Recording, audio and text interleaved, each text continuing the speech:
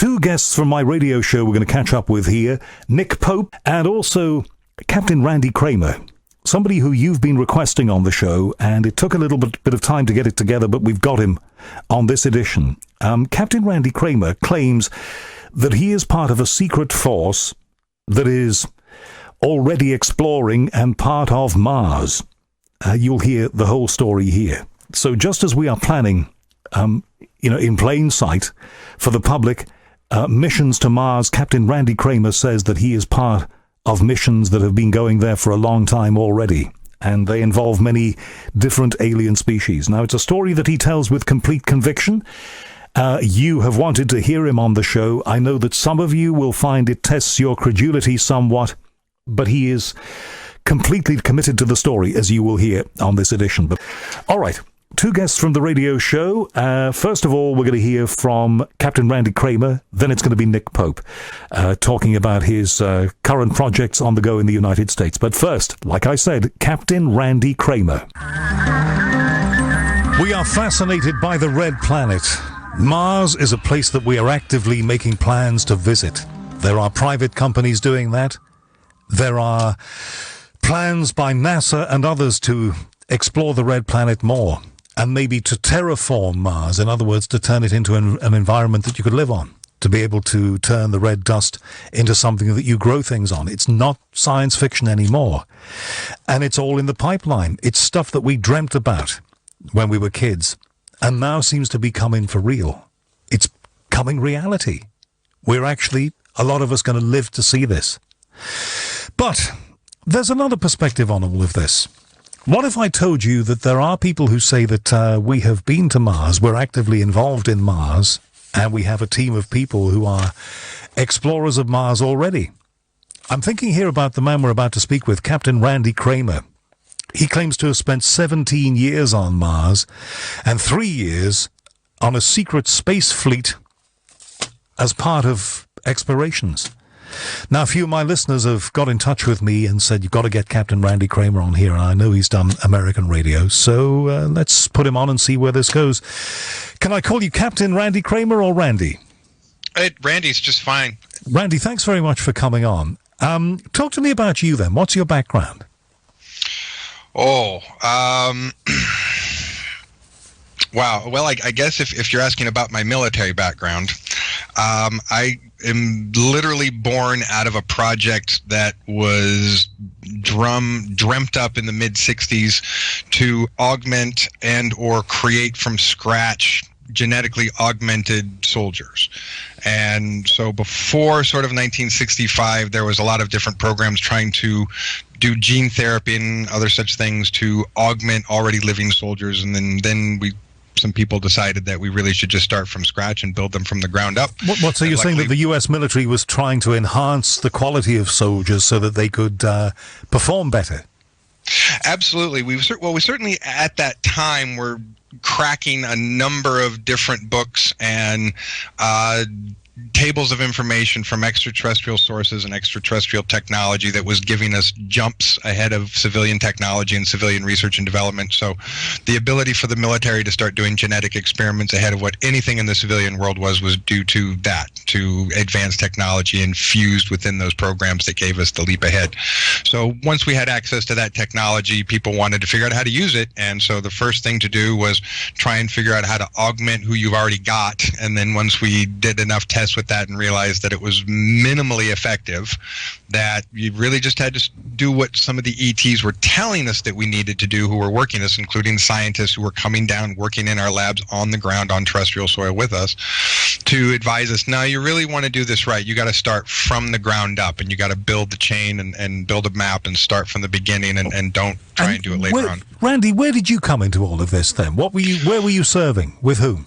Well, no, that is the answer to where I come in all this. I was one of the first genetically created soldiers from that project. I was built in a petri dish from the ground up in mid-1969, and I was born in 1970. You're kidding? No, absolutely not. That is a fact. And look, I mean, I hear what you say. I mean, you sound perfectly rational when you talk to me. How can we be sure of that? You got proof? Not the kind that I could show you through radio channels, that's for sure.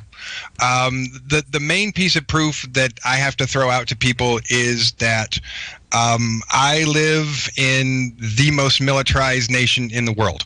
We have no sense of humor at all about people who impersonate officers for any reason whatsoever. And if I were impersonating an officer, and I've spoken to my attorney about this, there are absolutely steps that would be taken by the FBI and by the Marine Corps to discuss with me about my fraudulently doing so and how I needed to cease and desist and do that. All right. So if they thought you were passing yourself off as Captain Randy Kramer of the Space Corps, they would close you down fast. Well, I'm saying is that if I were doing that fraudulently, the process that they would follow through on is to contact me and tell me to cease and desist and show proof, in which case then I would say, great, I'd love a hearing in a JAG officer. And my lawyer has essentially assured me that I'm probably never going to hear from them because they never want to give me a hearing. But the real answer is the reason why they would not confront me about that is because I am not committing fraud. And otherwise they would. That's really the best answer that I have is I live in a country that has no sense of humor and does not consider any excuse acceptable to impersonate an officer. And you just couldn't go around saying you were a Marine Corps officer and be lying about it and not be accountable for it. And I've been doing this for years now.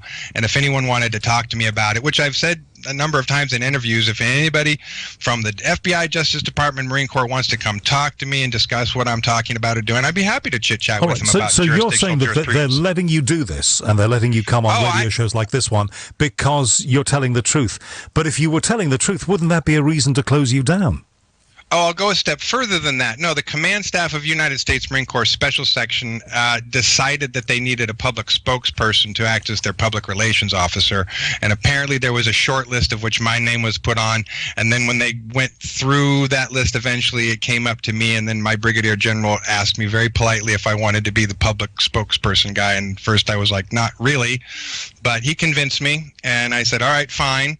And so, yeah, my commanders have absolutely authorized me through a number of legal parameters which exist in the United States Marine Corps Special Section Special Code of Conduct that go beyond giving me permission outside of security clearance. There's actually a legal mandate for me to do what I'm doing. Okay, I've talked a little bit about that in interviews before, but it's kind of a lengthy legal argument. I've got a million questions for you, but let's wind it back to when you came into this world. You say you were created artificially in a petri dish, and you somehow came up from there. What was your early life like? Where was it spent? What did you do? Sure. Well, protocol there is to take a engineered embryo and implant it into the terrestrial human mother and parental units, which you're taking the basic genetic information from. So my physiological parents, which the basic information was taken from and then, added to, augmented, and changed in the petri dish, as it were. I was born to those parents, and I lived, a fairly normal middle working class life in the Pacific Northwest, like anybody else around me, and had a pretty standard education and a pretty standard life up until the points when traumas and memories started to take the forefront, and I had to figure out what was going on and take 100% dedication to move the memory blocks which are in place, which are security precautions, really, both for you and your family and this. Did you go to school with ordinary kids? Oh, absolutely, yeah. Well, there's two things happening there at the same time. You're living a normal life, which you wake up every day and you perceive that you are going through normally. And then usually at nighttime, when they decide to go take you away for training periods or educational missions or educational experiences, whatever the training is, which ends up being a number of years total worth of training, because they start when you're a toddler. Who are they? Who are they taking you away? Oh, this is a program that was run by a United States Marine Corps Special Section called Project Moonshadow. It was a 300 program that started with 300 boys and girls. Right. About 75% of them boys, about 25% of them girls. So you were created for a mission right from the start.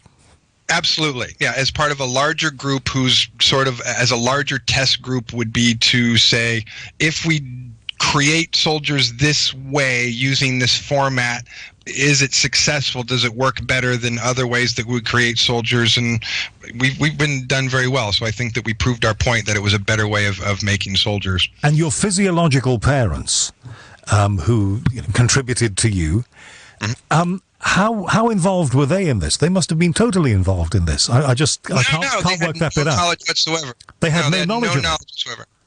All right. And so how did you get knowledge of it then? If they didn't know, who told you? Well, I always would wake up with memories of things that would happen in the middle of the night. You would just wake up and sort of disassociate them, thinking, wow, that was the strangest, longest dream ever, even though you had a dream that seemed to last days or weeks at a time and seemed to be very consistent and not have weird dreamlike qualities to it and have a very solid linear timeline to it. Other than that, you wake up and there's sort of this when you're talking about how like conscious brainwave activity works, when you move from delta theta wave sleep states and move up through what's called your alpha bridge into your beta states, you often forget and disassociate what's happening in that theta or delta state. So because primarily what you're being trained in is in a lower brainwave consciousness state, which is actually better for training than a high beta state, so that when you come out of sort of into your waking consciousness, you kind of shake it off and go, wow, that was a really weird long dream, even though nothing about it, if you were to sit down with a dream analyst at that age and talk to them, would really indicate that you were having a dream. They would go, wow, that is the weirdest experience I've ever heard. But you don't think that when you're 9 years old. You just think, wow, I just had the weirdest, longest dream ever. And I learned after a few conversations with my parents, like, waking up and sitting at the breakfast table and saying, wow, I had this weird dream last night, let me tell you about it, and getting those disconcerted looks from your parents to know I shouldn't bring this up again. That makes them worried. Did they think you needed help? No, because otherwise I was a smart, well-adjusted child that did well in school and didn't have, emotional outbursts really, and was incredibly well behaved. So they had no reason to think otherwise. So when did the force that created you to serve intervene and start getting involved in your life as a kid? When did they start training you? And how? The earliest memories of training are probably really somewhere between about 3.5 and 4 years old. Very young. Very, very young. Right. Okay, and you would be taken away from your parents for training. Right. And they didn't know anything about this. Well, No. When I was a kid, if anybody taken me away from my mum and dad, they'd be hearing from my dad pretty damn quick. Right. So your parents, they must have been aware of this, or they must have made a fuss about it. If you were disappearing for periods going to get training, and you weren't with them, presumably, surely, I mean, some of this doesn't, I have to say, some of this is difficult to take in, because if they didn't know anything about it. Or I guess we're missing an important component. What's the missing link then?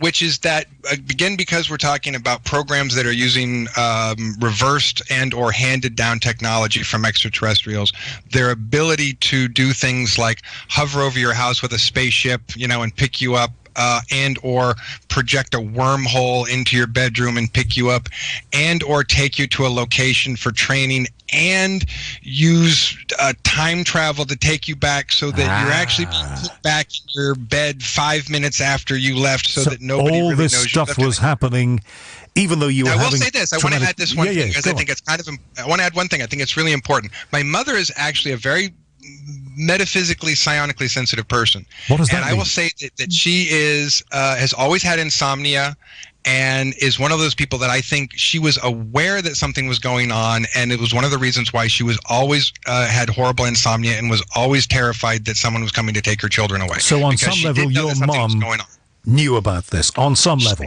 On an intuitive level, I think she did, and it created a lot of the panic and anxiety she had around sleep issues and around, the house being broken into at night and so forth, which there was no evidence that was happening, but I think she was intuitively tuned into it and was very panicky. Captain Randy Cramer, the secret mission to Mars. I have to tell from your texts and tweets, not all of you are buying into this necessarily. Randy, you must get a lot of opposition from people who simply don't believe it. To be honest, not nearly as much as you might think. I mean, there are certainly the number of unranked civilian internet people who want to have their opinion about it. But when it comes to my interactions with my local politicians, elected representatives, local law enforcement, other professional persons, agencies, military personnel, NASA engineers, a whole list of very, very professional, credentialed people. It's never even a question. They don't bat an eyelash with me. They all talk to me very professionally and are very interested in what I've done and what I'm doing and research and development projects that we're working on. And I actually get an incredibly positive reaction from people. The only real negative reactions I get are in the trolling comment section on the internet. I've never had a single person walk up to me and tell me they thought that was full of crap. Not one ever. Okay. We had a character on radio here called Captain Kremen, who was a bit of a wacky cartoon space explorer created by a disc jockey on radio who's a really creative guy called Kenny Everett. Julie has tweeted just to say this is more Captain Kremen than Captain Kramer. But anyway, look him up online. No, that's nice. Randy. That's good. I like that. That's actually funny. I like that. No, I think it's a nice comment. There are people, though, who say that this is ridiculous rubbish. But we're going to have the conversation, and we can prove, if we can, that those people are wrong. So, Randy, there you are at school. You're being trained. You were born to a mission. When did you know what the mission was? Not until I got there. So when I was deployed, which was when I was 17 years old, I was led away in the standard format at that time, which was through a jump gate or wormhole door. It's sort of that opens up in the wall or a door in your room, and went through there by a couple of technicians that lead you back and forth, and a typical walk down the hall, get on a TR-3B Black Manta, which is this black triangle ships that the military has. A TR-3B Black Manta. Yeah, they're the black triangle ones that everyone sees. They're called the Black Manta. They're made by Northrop. It's called the TR-3B because it's a triangle ship. You're saying that they're ours and not theirs? Yeah. Primarily, if you see a black triangle, that's one that we built. Yeah, primarily. Okay, well, they are a commonly reported UFO. They're all both sides of the Atlantic and around the world. Oh, yeah, they're all over. I have said this before. They are the covert military space program workhorse. They are used by everybody for everything. They shuttle things and people back and forth, cargo back and forth, and do surveillance missions. And I mean, they are just the workhorse because it's the first perfected intrasolar space vehicle that we perfected and mass produced, and it's just. They're ships that were built in the late 60s and early 1970s, which are still in commission, that are still running. They're rusty, shaky buckets, but they still get the job done, apparently. So you were being really taken away. Piece of hardware. The point is that you were being taken away by various craft and various means. Now, if I was being taken away, especially when I was younger, I'd kick against it. If I didn't realize why it was all being done entirely, I would say, please don't take me away. Sure. What about you? Well, in the very beginning, as a kid, you're certainly given childlike explanations for what you're doing and where you're going and what the training's for.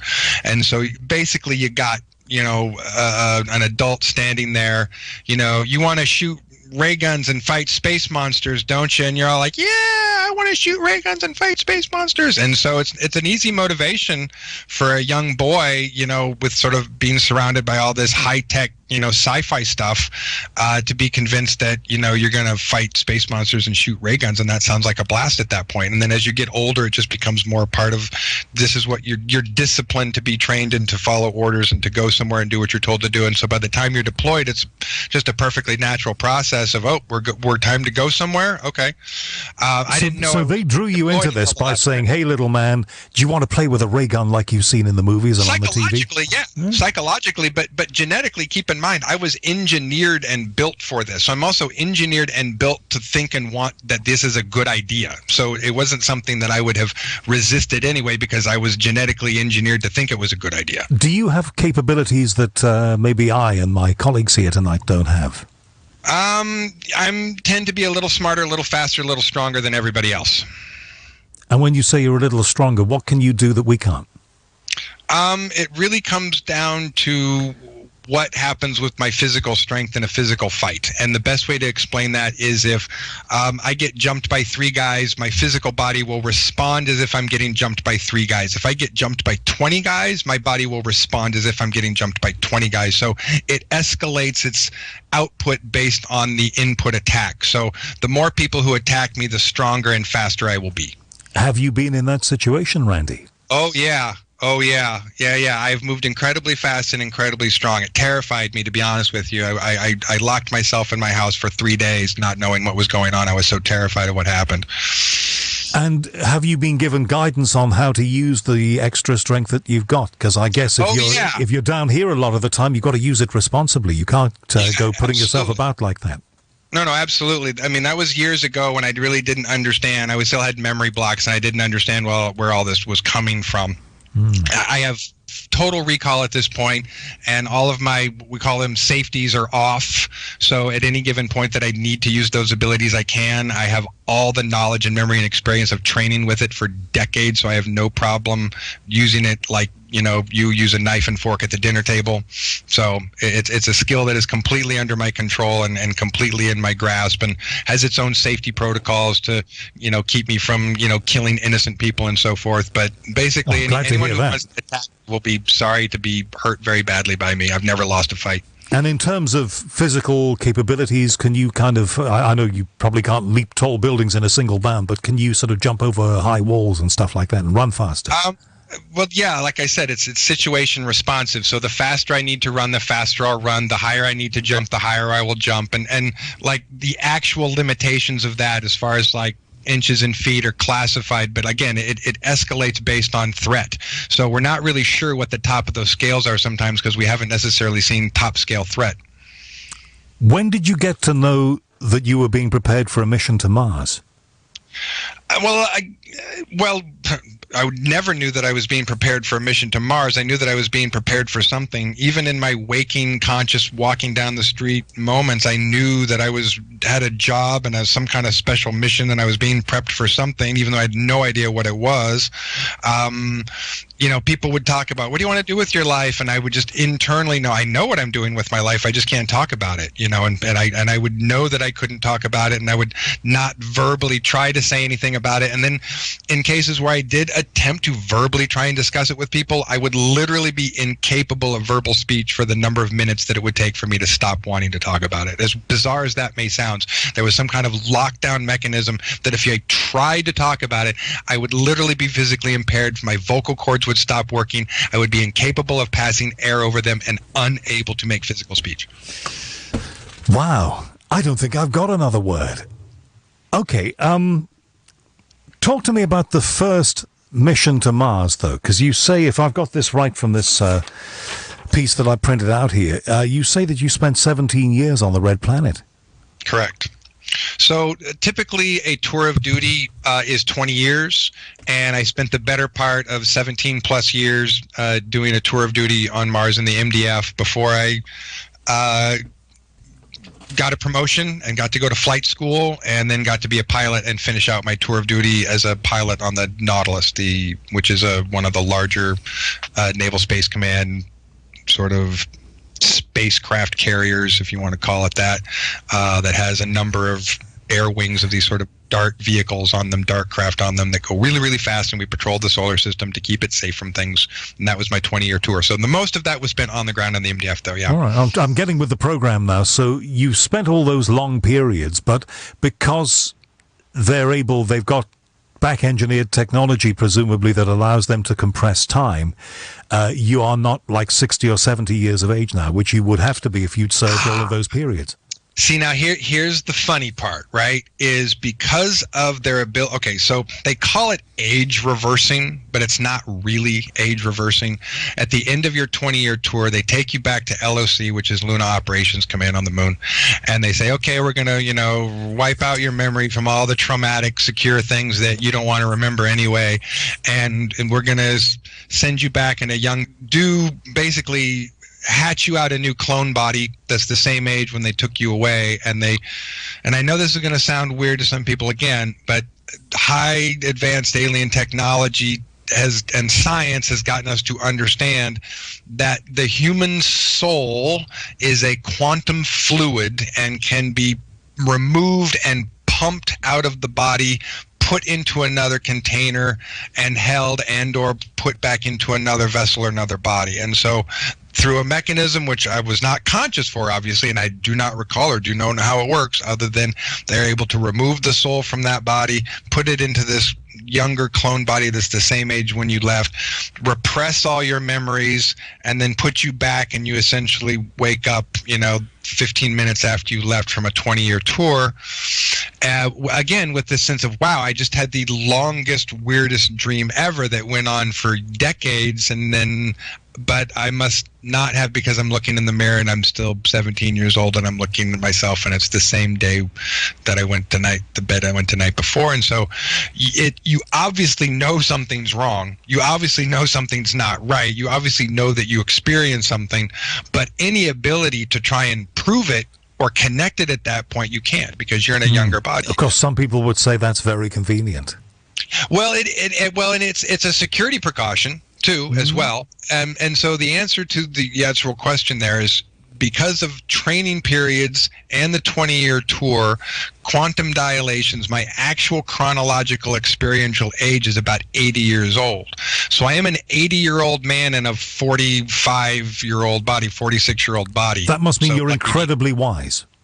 I don't know if that's true. I'd like to think that I've taken my best experiences and try to learn from them and not make dumb mistakes anymore. If that's wisdom, then I guess I got a little, but I don't know if I can claim tons of wisdom at this point in my life. Hold that thought. Captain Randy Cramer of the MDF is online. MDF not being something you buy from B&Q to make cupboards with, but it's a Mars Defense Force. We'll find out more about this, and we'll ask him the questions that I'm sure you are wanting asked. What is it like being on Mars? Okay, we've seen the pictures, but apparently there is more to this than meets the eye. And I will also remember to ask him in the next segment after we've taken these commercials about the Lunar Operations Command or Center, wasn't it? Which is like an intermediate base, he said. If it's there, why haven't we seen it? These questions and more for Captain Randy Cramer coming next. Hey, Randy Cramer, you are dividing my audience here. Some of them love it, and some of them say, gee whiz, not sure about this, but amazing stuff. Okay, let's, if you just joined us now, if you're half an hour into this hour and you missed the first half hour, if you see what I'm saying, Captain Randy Cramer is a man who was bred for missions to Mars. And he was taken away from home, deputed to go to Mars for very, very long periods, like a couple of decades, but then brought back, and by means of time compression, something very similar, gets back in his bed at home and is only 17 years of age. Now, I've heard you tell that story on American radio exactly like this. You are not inconsistent with your story. I have to give you that. When you tell it, you always tell it the same. And they do say with people who are making stuff up, there are inconsistencies in the story. So I have to give you this, Randy. It is the same story wherever you tell it. And it is amazing. I think that's just because I tell it how I remember it every time. So there's a reason why. All right. Okay. Well, you've got a rapt audience across the nation in the UK and around the world listening to you. Everybody wants to know, how do you get to Mars? How long does it take? What's the journey like? And when you get there, what's it like? Well, in the case of how we got there, I mean, there's a number of ways to get there. They certainly have jump gates that go there. Jump gates? Yeah, jump gates are one way that people get there. Which are by jump gate? Wormhole generator that basically creates a portal, a gate in front of you, and you walk through it and you come out the other side at another location. Like wormhole gate, jump gates, what we call them. And who generates those? Where is? I mean, is there some secret base in the U.S. somewhere where somebody does this?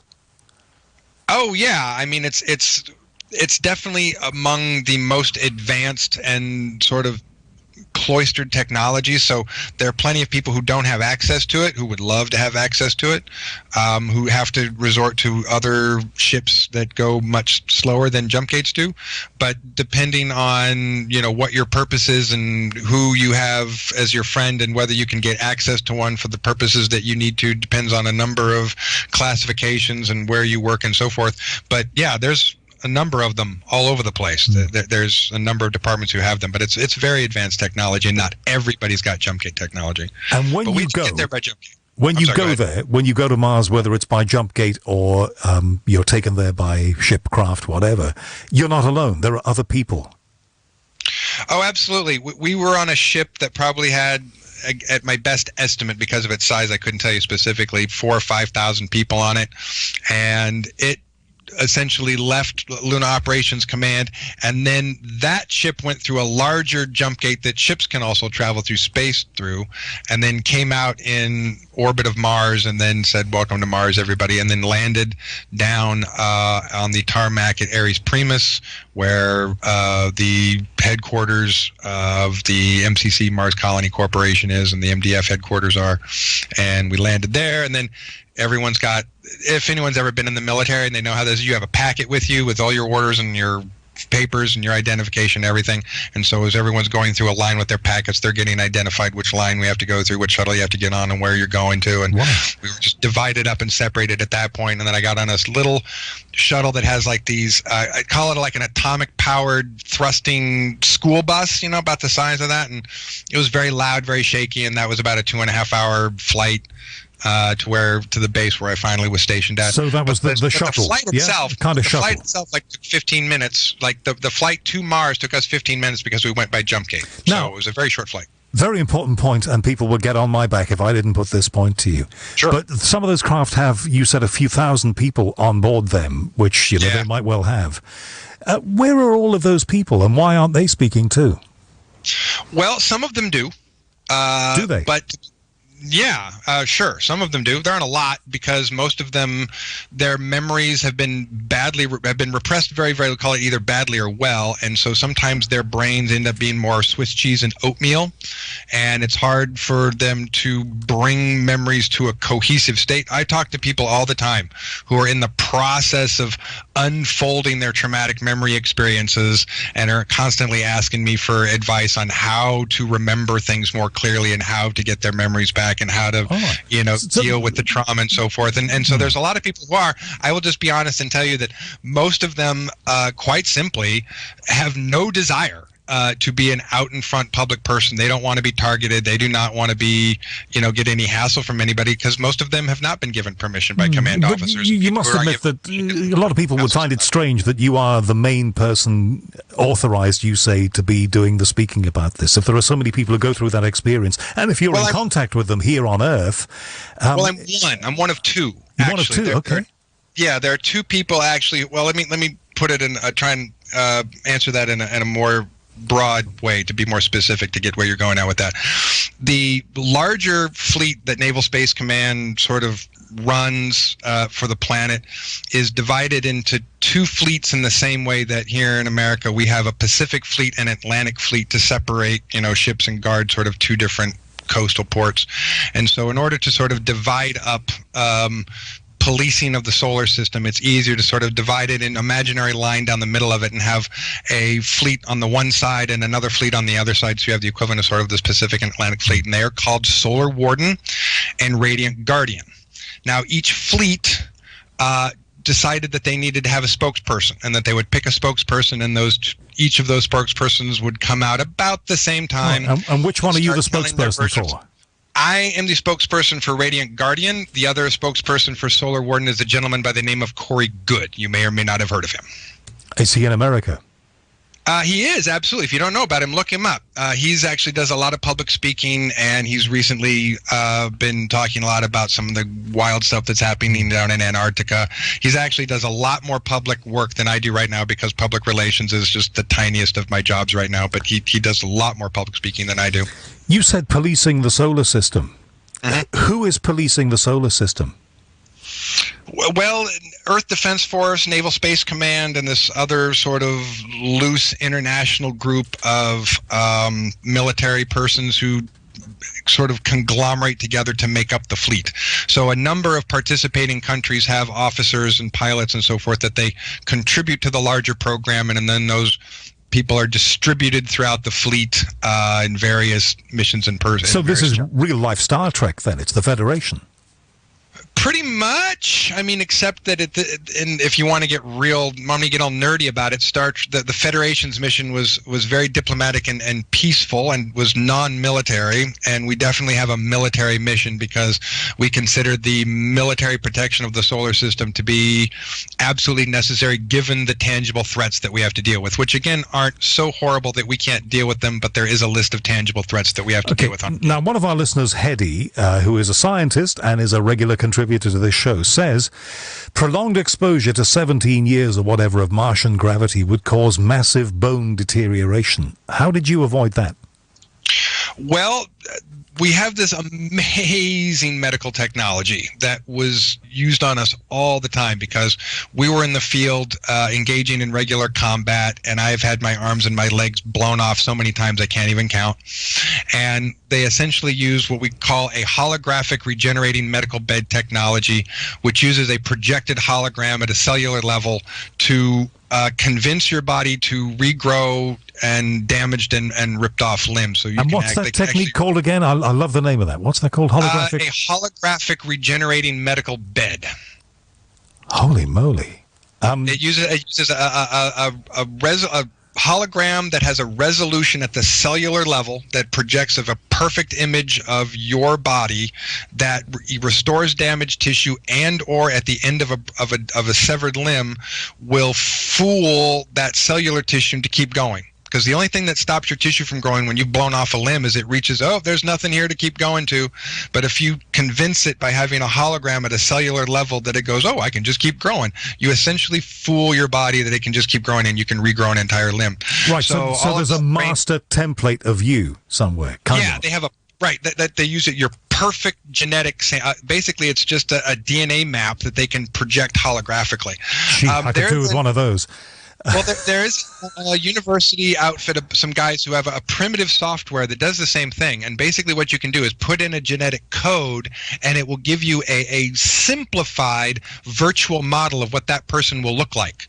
So a very external, not like to any kind of cellular resolution. But that technology has already been developed by a university here in the States to take that genetic code and then translate that into what that should look like as building blocks, and then project the image of the person that would make. So it's just a more precise software and hardware to get the results that I'm talking about. All right. When you're not serving the fleet and doing this job of talking to the world about what you've been through, what do you do?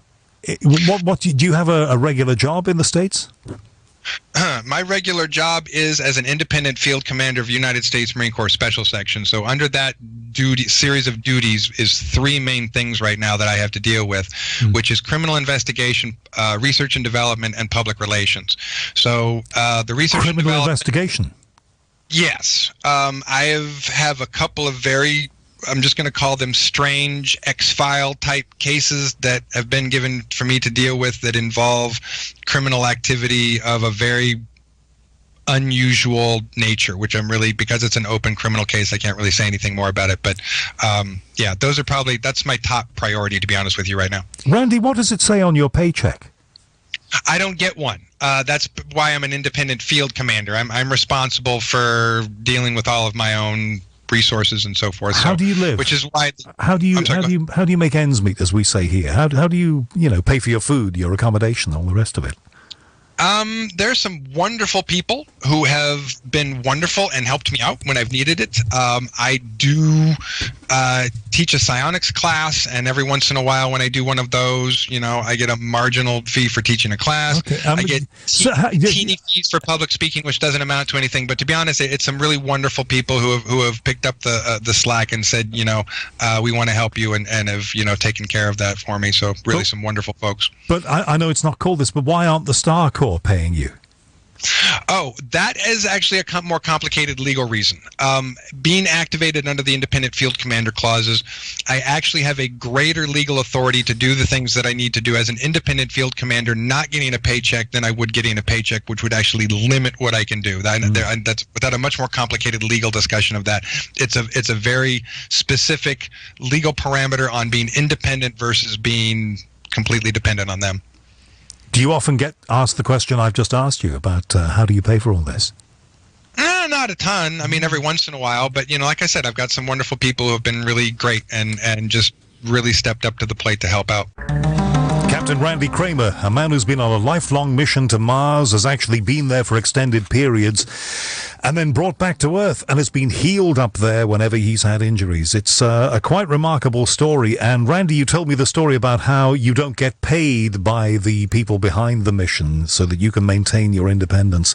Do me a favor, Randy, don't tell any radio station that explanation for why you shouldn't be paid, because they're all going to be using it.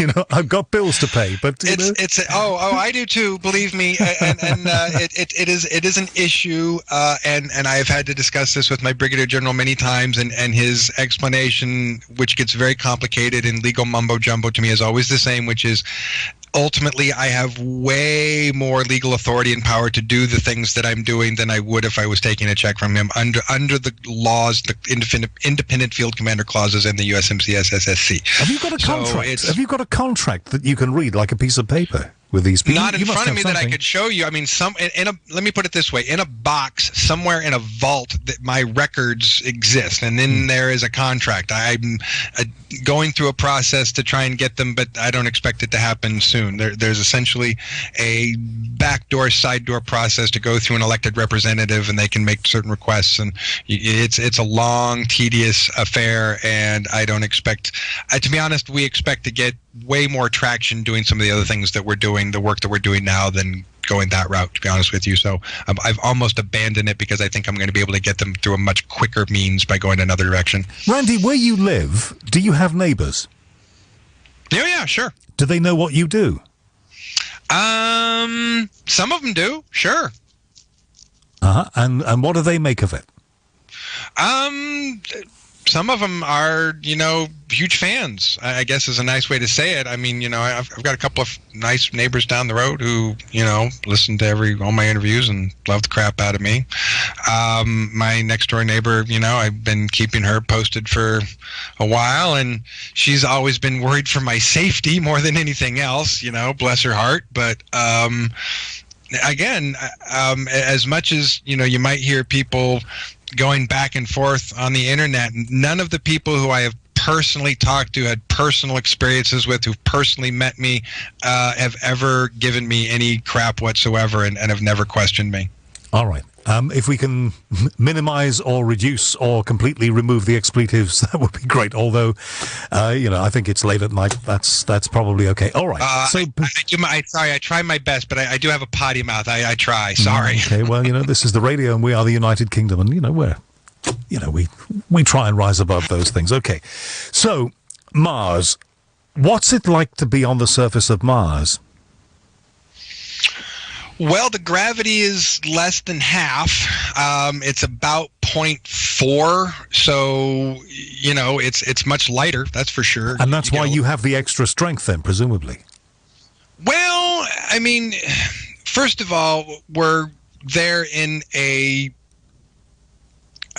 augmented, powered body armor environment suit. So, not only do you have the ability to sort of jump higher and throw things farther, you're in a powered body armor, so you can even jump higher and farther and throw things farther. So it's a little crazy. But you're not allowed to bring that back with you.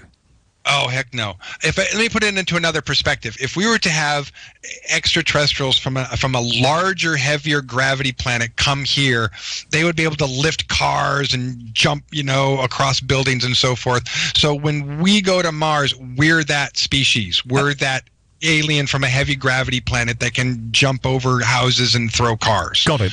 What about your interactions, if there are any, with what we call ETs? Do you have any of those? Yes, certainly we had, rough and tumble combat on the Red Planet itself between two different reptoid species and an insectoid species from time to time. But I have to say that my most... If I'm going to say that there's an icing on the cake anywhere in this, if I'm going to say that there's one thing that was a trade-off that I got out of my career here that made it all worthwhile, it was what I'm about to tell you. Was while I was on the Nautilus, I was very, very, very very fortunate on a number of missions to the Intergalactic Space Station, not the International Space Station, the Intergalactic Space Station that rotates around Jupiter, which is a meeting place for a number of species from all over the place. And we meet there, other people meet there to have some really fascinating discussions, mostly diplomatic arrangements, contract negotiations, etc., treaty negotiations. And on a number of occasions, I was tag along, basically, as one of the only flight officers with hand-to-hand combat experience. I was a just in case, even though there was never a just in case. It was always very peaceful arrangements. But they wanted one guy who could stab somebody in the eye with their thumb if they needed to, and that was me. So I got to go along, Lovely. and I got to sit at many different tables across from many different species while senior officers were having many different discussions, initial negotiations, contract negotiations, treaty negotiations, first contact meetings. It was one of the most amazing things ever. And in who are your building, favorites? I have seen dozens of species. Who are your favorites? I'm sorry? Who are your favorites? Oh, gosh. I mean, on Star Trek, I used to like, on the old series, the little Tribbles. They were good. But, I mean, of all the species, you know, who are the most interesting and the ones that you like? Or do you like them all? You know, as a person who has always been very sort of like science motivated. I mean, I was a nerdy science kid, you know, from the get-go. And so I was always fascinated and interested, no matter what they looked like, no matter where they were from, no matter what their behavior was. I was always fascinated and interested to understand what in the world it was like. All right. So you're a diplomat. Somewhere else. You're a diplomat. You're a diplomat, and you like them all. Last question, and we've got to have a quick answer, I'm afraid, Randy, because we're out of time. What an interesting hour this has been in so many ways. But if these things are on Mars, the bases and all the rest of it, if there is an intermediate base on the moon, if there's an intergalactic space station, why can't we see any of this? Well, because the lunar activity is on the dark side, first of all, and there are some photographs of some of the bases and so forth back there. I don't necessarily have them because it's not something I focus on. Corey Good, you want to see some photographs? He's got photographs, and I mean, he's got a ton of stuff on the dark side of the moon. We'll be calling him. As far as the Mars is concerned, they definitely are using some of the most advanced cloaking devices ever. So there are things that you simply won't see because there's a cloaking device making it look like it's just not there. But I would also say this: anyone who wanted to sacrifice, thousands of hours of their life and go through the European Space Administration Mars photos, which are some really, really good color, high resolution photos.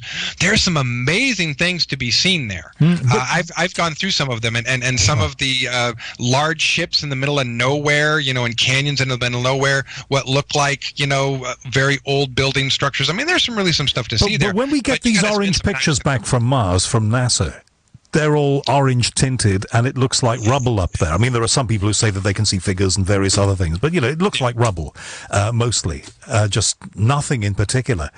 You're saying I don't know. I thought there was a really great picture that came off the JPL that had a rodent tucked between two rocks. Well, people differed about what it was. There have been lots of photographs like that. I mean, there've been photographs of a woman in an evening gown, supposedly on Mars. That was more fuzzy. But the rodent on the ground, I mean, it looked like a giant rat squirrel there next to a rock. I mean, I thought that was way less fuzzy and way less questionable. But there certainly is a lot of question that people can ask about that. And I have some other photos.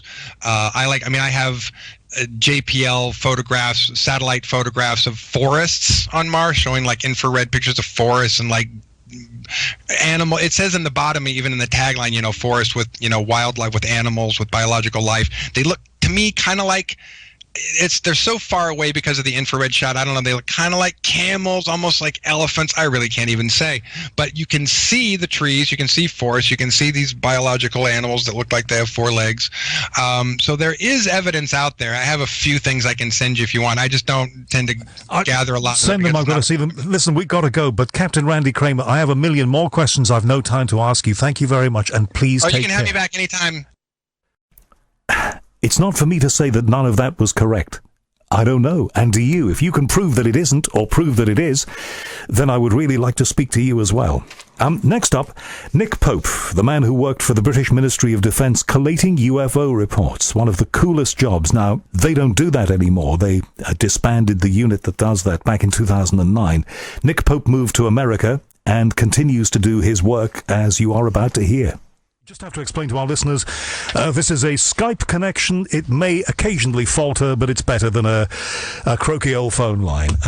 Talk to me about what you're up to these days, then. How life has shaped up for you. Are you still collating UFO reports? Do people still contact you with those? A lot of people do reach out to me with their own sightings, experiences, but to be honest, now that I've left the British government, I don't have the resources and the capabilities to investigate other people's sightings. I don't have, for example, access to the Ministry of Defence resources and capabilities when it comes to imagery analysis. A lot of people send me photos and videos, but I simply can't do it. I just don't have access to that capability anymore, and I have to pass things like that either to a civilian group such as MUFON, Mutual UFO Network, or if it's in the UK, perhaps BUFORA, British UFO Research Association. But I have plenty of other things that are keeping me busy. I'm doing lots of television work over here.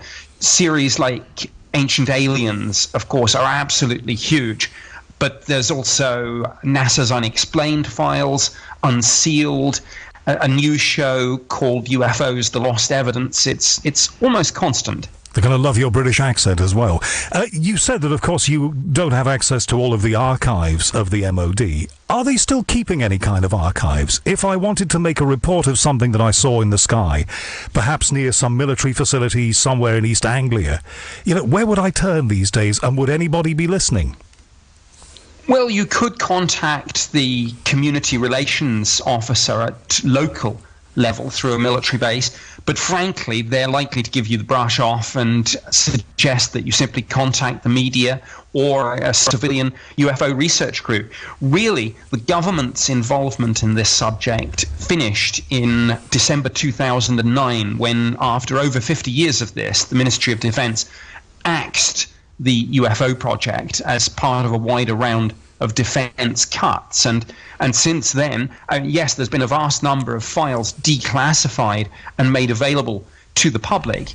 Some of that at the National Archives, some still to come. There are still 18 files that they're working on, some of which should be out later this year, a few of which might actually, you might have to wait till early 2018. Right, well, you worked there. You're going to know roughly what's in them. Are they going to be interesting to us? Oh, very interesting. And yes, not only did I work on them, but I wrote some of them. And of course, I've been involved in part of this program to release this material. I often do media interviews about them when these files are released. And this was a process that started, by the way, in May 2008, when the first batch of files was released. And so far, we've managed to get over 60,000 documents into the public domain. A lot of it fascinating stuff. No smoking gun, sadly. No spaceship in a hangar document for people. But that's not to say there isn't a wealth of fascinating information there. Cases where these things were seen by pilots, police officers, military personnel, tracked on radar, and policy papers too. Very interesting, showing how the government handles this subject with Parliament, the media, and indeed the public. And how does the British government, or how has the British government traditionally handled this? Well, I think the polite way to put it, and I was as guilty of this as anyone, is that we span. We had this soundbite, no defence significance, which we routinely trotted out, and as far back as the 60s, there were documents quite openly, not open to the public, but circulating internally in the ministry, saying our policy is to downplay this subject and avoid attracting any undue attention to it. So that's what I mean by spin. Well, if you were bothering to comment on it, though, this is the bit that I've never really got. If you were bothering as a government or the MOD to comment about this thing as an armature of government, why would you make that effort if you were there to downplay it? In other words, if it was all so insignificant, then why bother even speaking about it at all? There must have been a policy reason for that. Yes, there was. And of course, tied in with your question, why on earth would we have 60,000 documents on a subject of no defence interest? And why would some of those documents be classified at high level, such as secret UK Eyes Only.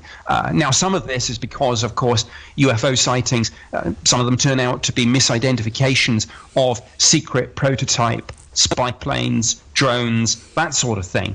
But I think more generally, there's this idea that governments, of course, like to project power and authority. No one likes to admit there might be things flying in our airspace, tracked on our radar, seen by our pilots, and we can't identify them. Government doesn't like to say, we don't know. So it's not so much that we're hiding spaceships in hangars, to repeat that old cliche. It's more that it's about government not wanting to say, we don't know. Are you still bound by the Official Secrets Act? Absolutely, it binds me for life. The fact that I left in 2006 is irrelevant. The Official Secrets Act is a piece of legislation that you can never escape. So you have to tread a very fine line here. And you've been very good. I mean, you've been very British, and I'm sure the Americans love this, about not particularly expressing much of a view about how things are now. But you must have feelings about the way things are handled these days and the way reports are collated. You must feel in your heart that that's kind of sad. Yes, indeed. And I made no secret of the fact when the MOD's UFO project was axed in 2009. I made no secret of the fact I thought that was a mistake. I thought it was a sad day when we stopped looking at this. It's an intriguing mystery, whatever we think of it, and few questions can be bigger and more profound than questions of are we alone or not in the universe? And if we can do anything to help get an answer to that question, why on earth wouldn't we want to do that? Why on earth, indeed. There are people who regularly email me to say, you've had Nick Pope on your show. Why do you bother doing that? Because this man is a conduit of disinformation. What's your response to that? Well, how can I respond? In a sense, if somebody wants to believe that I'm still secretly on the payroll and that it's all disinformation, misinformation, etc., me saying to you, well, Howard, now that's not true. Those people aren't suddenly going to go, oh, thanks, Nick, for clearing that up. They're going to say, well, he would say that, wouldn't he? So it's in one sense, it's a pointless argument to have. If people want to believe I'm still part of the conspiracy on this as they see it, then that's what they will continue to believe. Do you believe there are people within the portals of the armed services in this country who perhaps believe in their own hearts that a different line ought to be taken about this?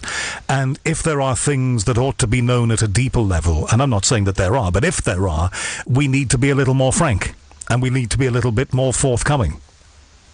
I'm sure that's true. When I worked for the Ministry of Defence, and I was there for 21 years, of course, only 3 years on the UFO project, so much of my government career was spent doing other things. Ironically, my final posting was in the Security Policy Division. There were people with a whole range of views, not just on UFOs, of course, but on a wide range of defence issues. And some people thought, going back to UFOs, that there were believers in the Ministry of Defence, that there were skeptics and there were people in the middle who didn't know or sometimes did care. And Nick, those who were believers, did they have reason to believe? Presumably they did.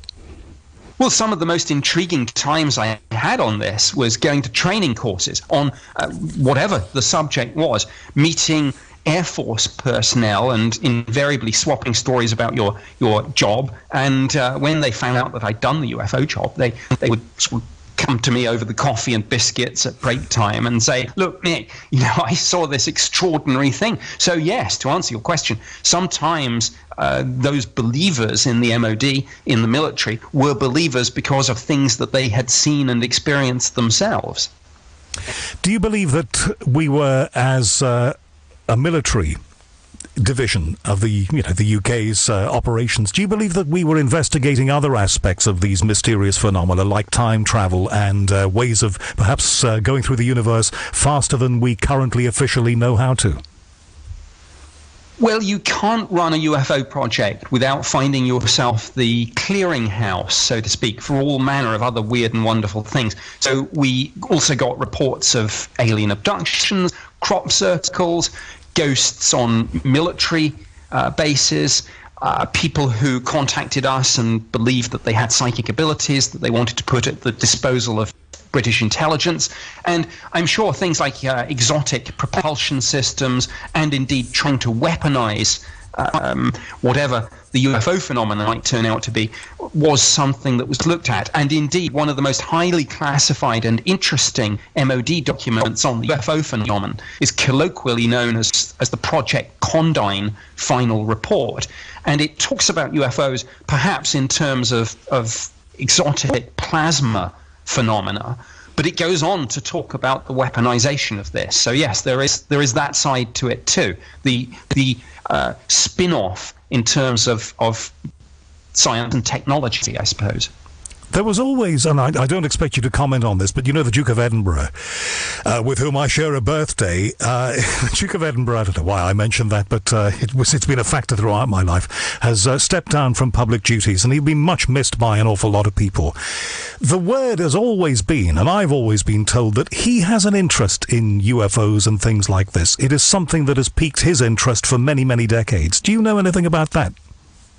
Yes, I do. And you're right, this is an area that I can't discuss in great detail. Obviously, there are huge sensitivities when it comes to the stance of the royal family on this. But yes, I don't think it's any secret Duke of Edinburgh is indeed interested in UFOs, crop circles, the paranormal more generally. But of course, that's something that you won't get much public comment on. But I'm aware of that, and I am aware that he was one of a number of royals, senior military officers, senior intelligence personnel, and political figures who are interested in this behind the scenes. I'd love to talk with him about it, and I know the chances of that are, what do they say, slim to none in the United States. But, sir, if you are listening tonight, I wish you, number one, a happy retirement, and I hope you continue to be interested in these phenomena. You know, Nick, one of these shows I did many years ago when we were on Talk Sport Radio, our sister station, I was told, now, Howard, don't worry, but somebody very important is going to be listening to you tonight. And I had a feeling it was him, but maybe it was just fantasy. Okay, so that's Nick Pope and the stuff that you have done up to now. I want to talk about the things that you are currently involved in, of course, but you mentioned a couple of things. Let's, before we get to some commercials here and then take it forward, talk about two things that you mentioned to me in terms of collating, being a clearinghouse for all sorts of reports. Ghosts on military bases. Now, I've interviewed at least one author who's written a book and done very well out of ghosts on military bases. They are a phenomenon, aren't they? Yes, absolutely. I remember a few years ago, the editor of Focus magazine, the MOD's in-house journal, took a courageous decision to print a letter from a Ministry of Defense police officer who'd seen a ghost while patrolling, I believe it was RAF Ely. I may be wrong on that, but at the end of this letter, the editor again took a courageous decision and said, if anyone else has any similar stories, please send them in. And he was inundated. It was absolutely fascinating. And I used to talk to a lot of MOD police officers in my final job in the ministry, not the UFO job, the security policy job. And it was amazing how many of them had seen things. Some sightings in MOD main building itself on Whitehall, down by the old Henry VIII wine cellar, which of course is part of the building that dates back hundreds of years. Okay, now, we're having some problems with this connection. I'm sure my producer Emma would agree. The Skype is not the best. It's buffering a little. You talked about also receiving reports of people who claim to have psychic abilities that could be of use to the British military in one way or another, to the British government in one way or another. Now, we know that the Americans and the Russians made extensive use of remote viewers and people like that. Are we saying that actually we never did?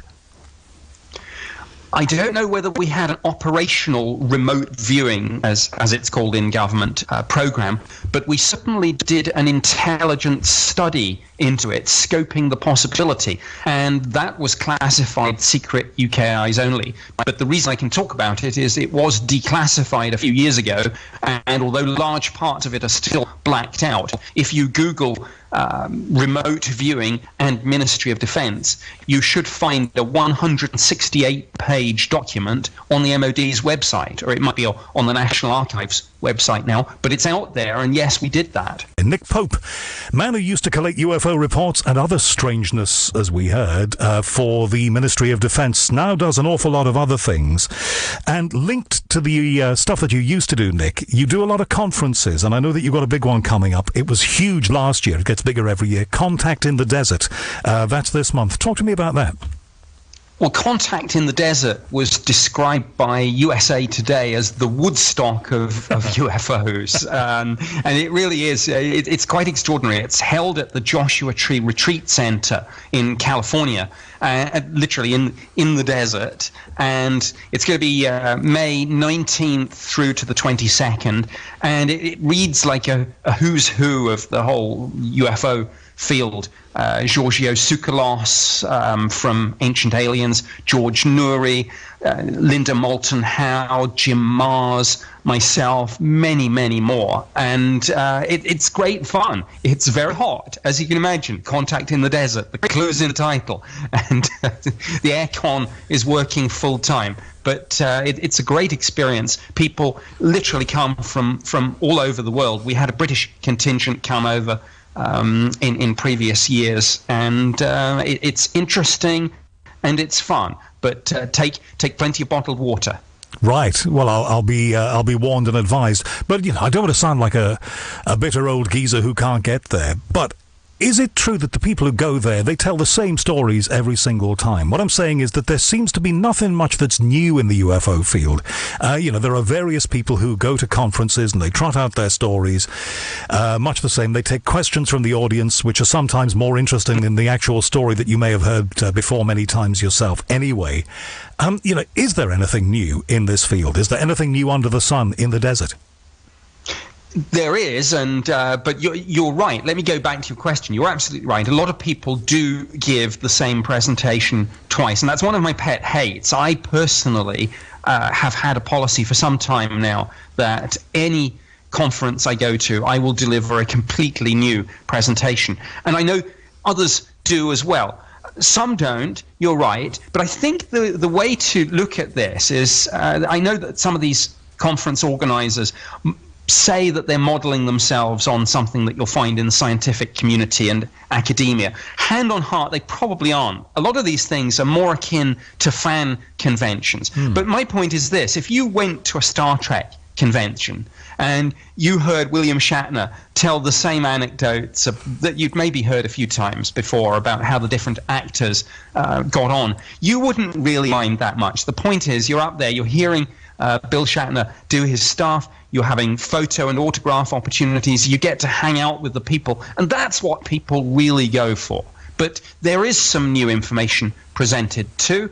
You just have to read the talk abstracts. It's all on the website, and decide what interests you. Now, there are so many speakers on at this event that sometimes they've got 3 talks at once. So there will be, however many of these things you go to, there will be people that you haven't seen before, and there will be presentations that are new. You're giving a new presentation. I don't expect you to blow all the details here, but can you give us a taster? Well, I'm going to give an update on the program to declassify and release the British UFO files, but I'm also giving what I call what is the title that I've selected for the thing? Inside the Dream Factory, which is going to be what I call this. It's more the water cooler moments of what it was like working at the MOD, not just on the UFO project, but some of the other jobs too. So to give people, as it were, a seat at the table, it's going to be a much more personal kind of trot through some of all this, and interactive as well. Some of the workshops at Contact in the Desert give you the opportunity to, you said earlier that sometimes the questions are more interesting than the presentations. I'm one of these people that believes in giving the audience their say, so I'm going to make mine much more interactive, and I can do that because it's a much less formal setting, the workshop setting. If I was there, I'd be drilling down into those water cooler moments. I would want to know about the days when you received a report and you started to inquire into it, and you really believed this time we might be onto something and it might be the real deal. And there must have been days like that. There were indeed. Each investigation was new. Each time you had this sense of, where is this going to take me? And you never knew. So I know it's one of the great cliches of many jobs where people say, what I like about it is no 2 days were ever the same. I can say with hand on heart that applied to my time on the UFO project. One time you might get a report from a pilot. Next day you might get a letter from a class of school children doing a project on this. Next moment, drop everything. The subject's been raised in Parliament and the Secretary of State needs some lines to take on all this. You never knew. And when you were writing, did you write briefings for ministers, for the Secretary of State? Yes, absolutely. Yes, all the time. We had... I would do drafts for the Secretary of State for Defence and indeed other defence ministers to send to other members of Parliament when the question was raised in the Commons or the Lords. Sometimes it would be just straightforward letters back to MPs or to constituents. Other times it would be if the media contacted us via the press office, and again we'd have to come out with key messages and defensive lines to take, where we'd have to anticipate what questions might get asked as follow-ups, and that was always quite interesting. It makes me wonder, why would you want to take a defensive line, though? You know, why, if this is, it's a fairly neutral subject, unless, of course, you know, they really are observing our Earth, and there's more to all of this than meets the eye, and perhaps there is some kind of collusion between government and alien species and all the rest of it that so many people talk about. I wonder why you would want to take a defensive line. Well, I think it goes back to what I was saying about embarrassment, but I think, you know, there's a natural defensiveness in government anyway, right across the board. I think the other thing is that to a lot of us at the time, people forget how recent, really, in comparative terms, the UK's Freedom of Information Act was. For us, working in the MOD, when I had the UFO job in the 90s, this was before the Freedom of Information Act was brought in. It was a totally different culture. It was a different world. The default position was say nothing, and the MOD was among the most secretive of government departments for obvious reasons. Which makes me wonder, have I asked you this before? I don't think so. Why did they employ somebody like you to do that job? If they were so secretive and so defensive, why have somebody like you whose specific remit was to collate all of this and write briefings for ministers and answer questions? Well, at the time I was doing it, there was really no expectation it would be made public.